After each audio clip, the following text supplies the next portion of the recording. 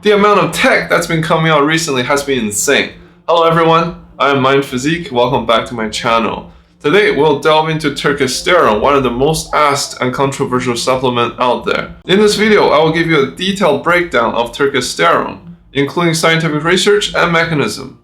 This might be one of the deepest rabbit holes. Actually, it's not just turkesterone that gets thrown around a lot. You also hear terms like ecdysterone and ecdysteroids. If you find these terms confusing, type your thoughts in the comments. So first, we need to sort out these concepts. The broadest category these terms fall under is ecdysteroids. Ecdysteroids can be found in three main types of organisms: insect, plant, and fungal. In insects, ecdysteroids promote molting and metamorphic development, like silkworm pupae turning into moth. It's kind of like androgens in humans, which help with skeletal and muscle growth and the development of secondary sexual characteristics like Adam's apple and facial hair during puberty.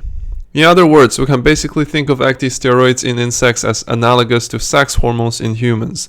Now, what about ecdysteroids in plants? Plant ecdysteroids are structurally similar to those in insects, but they are present in much larger quantities. Research showed that 500 kg of silkworm pupae contain about the same amount of ecdysteroids as just the rhizomes of the fern Polypodium vulgare.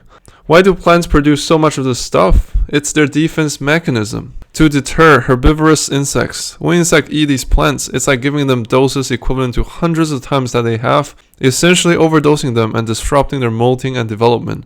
Dosage makes the poison. While some insects can detox this, many are negatively affected. Now that you understand what ecdysteroids are, let's go deeper. Over 300 types of ecdysteroids are currently known. Ecdysterone and turkesterone are two of them. Ecdysterone shown a pronounced hypertrophic effect on fiber size of the rat soleus muscle, which was even greater than observed with the test compounds dianabol, trimbolox, and sarms-S1, all given at the same dosage.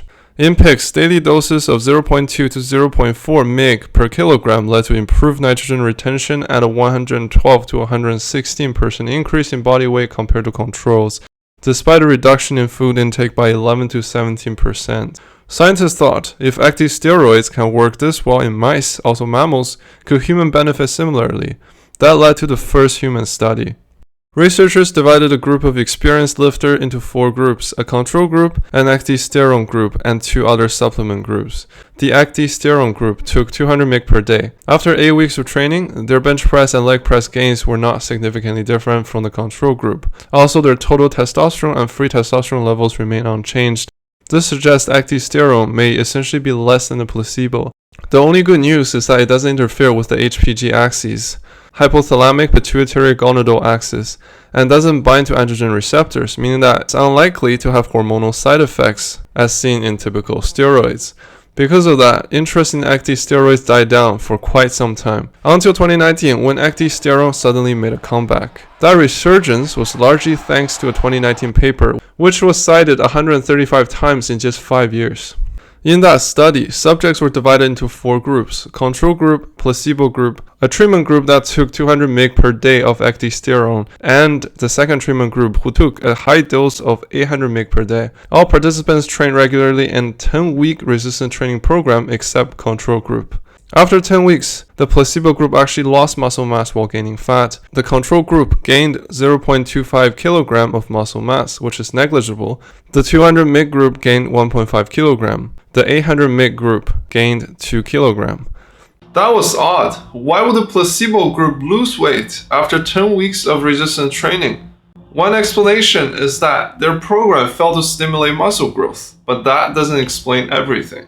Because the strength data show that even the placebo group increased their squat by more than 16 kg and bench press by 3 kg without any muscle gain. Meanwhile, the ecdysterone group saw squat gains of up to 20 kg and bench press gains of 10 kg, far outperforming the placebo group in strength gains. So if we ignore the placebo group and just look at the ecdysterone data, in 10 weeks, subjects gained 1.5 to 2 kg of lean mass. Bench press increased by close to 10 kg. Squat increased by almost 20 kg. This actually isn't an exaggerated result for resistance training, especially considering that the participants in the study were beginners with just 1 year of training experience. It just looked effective compared to the placebo group.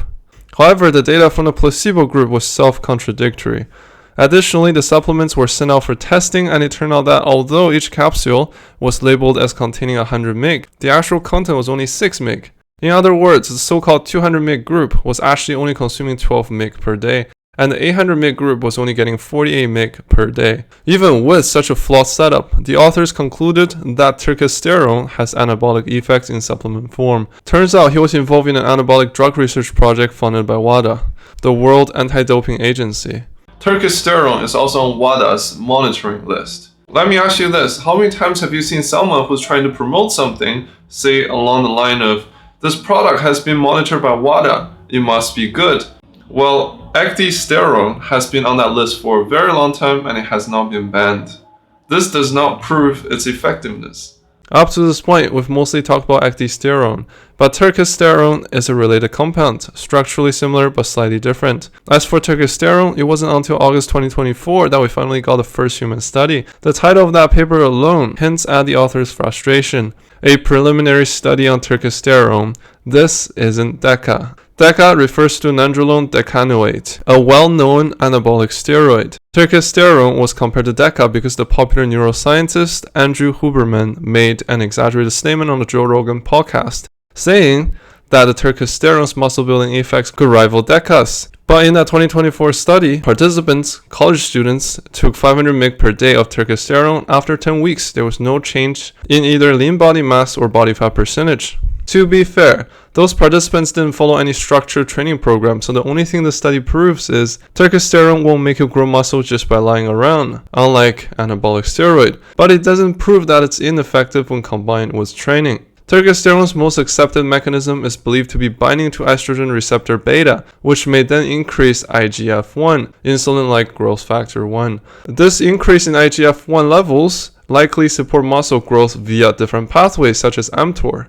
In October 2024, the most recent human study on turkesterone showed that taking 1000 to 2000 mg per day led to a temporary increase in IGF-1. However, whether that spike actually translates into muscle growth remains unclear. After all, even drinking milk can temporarily raise IGF-1. So I think there are two possibilities. 1. Ecdysteroids simply don't work. 2. This product was severely underdosed. In fact, a 2023 study found that of 11 turkesterone products on the market, only 1 had accurate labeling. Some brands contain less than 10% of the advertised amount.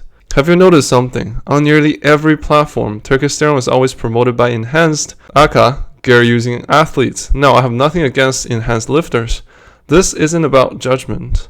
They actually have a unique advantage. They often admit that they're on gear, coming across as very sincere, and then they start promoting the products.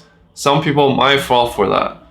My advice is start by learning what's actually in the product, since a lot of these products do not contain the amount that they have anyways. Enhanced athletes will use their own past experience with steroids to warn viewers not to use drugs, positioning themselves as anti-steroid advocates to help teens build correct values. And then they say, if you don't want to take the wrong path like I did, but still want a shortcut to muscle growth, then buy my turkesterone.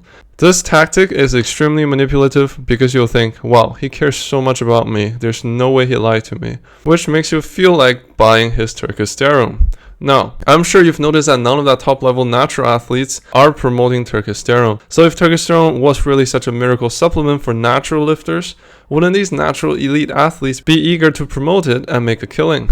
There's simply no reason not to, unless it doesn't work. That already tells you a lot. The reason is simple. They don't want to risk endorsing something ineffective which could damage their credibility. Well, it won't be considered a dud just yet, only because its mechanism of action at least sounds somewhat plausible in theory.